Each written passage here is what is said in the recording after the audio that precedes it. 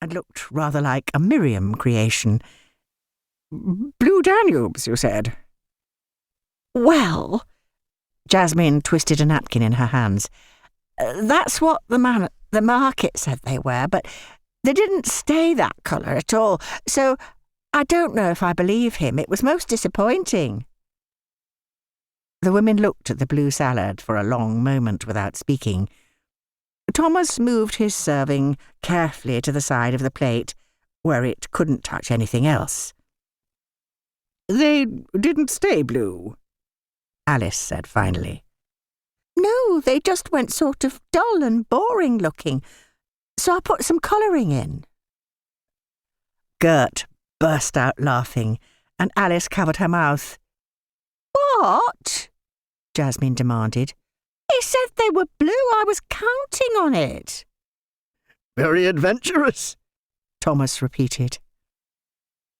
The Toot Hansell Women's Institute were taking advantage of a particularly warm and windless day and were holding their meeting in Rosemary's fragrant, sunny garden, rather than in the confines of the village hall.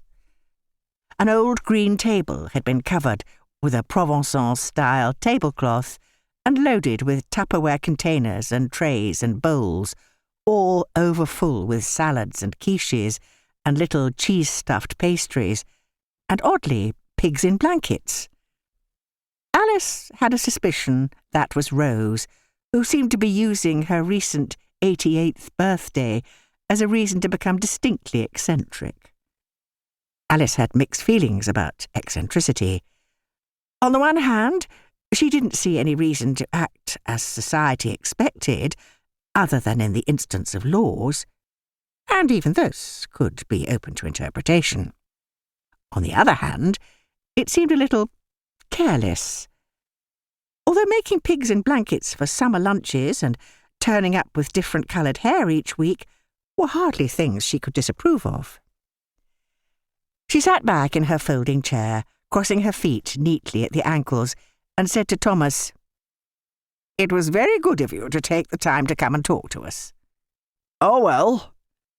Thomas had exchanged his plate, still bearing a scoop of blue potato salad, for a large glass of elderflower cordial and a slice of lemon drizzle cake.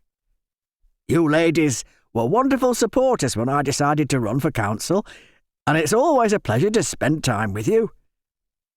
Alice thought that was laying it on a bit thick, but that was politicians for you. Never knew when to stop. "Go on, then," Gert said. "Give us your spiel." "My spiel?" Thomas wiped his face with a napkin.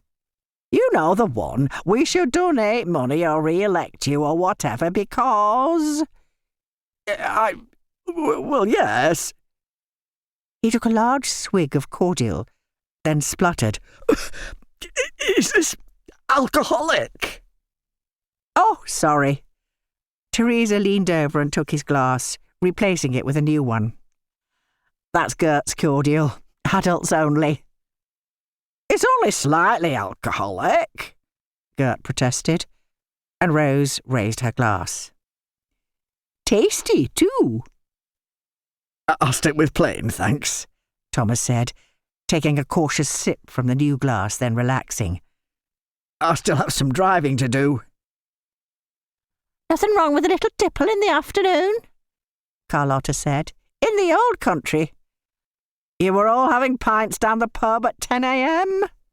Rosemary suggested. Carlotta glared at her. "No. Only whenever I've been to Manchester." "Ladies," Alice said, before Carlotta could throw her Victoria sponge at Rosemary. "Thomas, you were going to talk to us about the proposed communal garden project." "Yes." He looked nervously at Rosemary and Carlotta, but they were both watching him with interest. "So, naturally, we are aware that you ladies do a fantastic job with flowers and so on, but there have been some wonderful programmes popping up about the country where public areas are being transformed into food gardens." "I like that idea," Priya said. "Everyone should have the opportunity to grow their own food." Until some